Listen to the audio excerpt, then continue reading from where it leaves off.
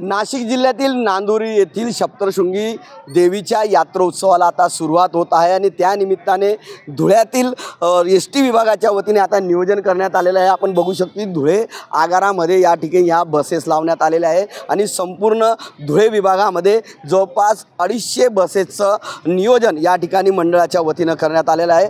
अनेक भाविक हे धुळ्याहून जळगावहून आणि संपूर्ण खानदेशातून या ठिकाणी वणीगडावर सप्तशृंगी देवीच्या दर्शनासाठी जात असतात। बहुतांश जे काही भाविक आहे हे धुळ्याहून पायी जात असताना त्यासाठी धुळे आगाराने हे नियोजन केलेलं आहे। ज्या भक्तांना पायी जाता येत नाही असे भक्त हे एसटीने जात असतात आणि त्या निमित्ताने संपूर्ण धुळे विभागाचं नियोजन करण्यात आलं आहे। 250 गाड्या या ठिकाणी उपलब्ध करून देण्यात आलेल्या आहे आणि ह्या नागरिकांना ह्या गाड्या सरळ थेट गावातून देखील उपलब्ध करून दिले जाणार आहेत। ज्या गावातून 40च्या पेक्षा अधिक जर प्रवासी असतील तर ती गाडी ही गावातून सुटणार आहे। त्यामुळे सप्तशृंगी गडावरचं जे काही नियोजन आहे हे एसटी महामंडळाच्या वतीने करण्यात आलेलं आहे। आपण जर बघितलं तर या ठिकाणी बस स्थानकावर आता बसेस यायला सुरुवात झालेली आहेत आणि आजपासून या जवळपास 250 बसेस या पौर्णिमेपर्यंत सुरू राहणार आहेत। जातानाच्या ज्या काही फेऱ्या आहेत 350 फेऱ्या या जाण्यासाठी आहेत, तर येताना जवळपास 1288 फेऱ्या या केल्या जाणार आहेत, जेणेकरून पायी गेलेल्या भाविकांना देखील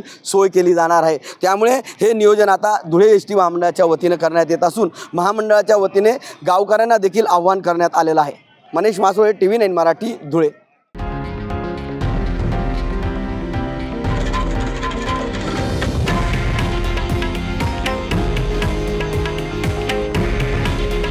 हे आहे देशातील नंबर 1 न्यूज नेटवर्क आणि आपण पाहत आहात TV9 मराठी।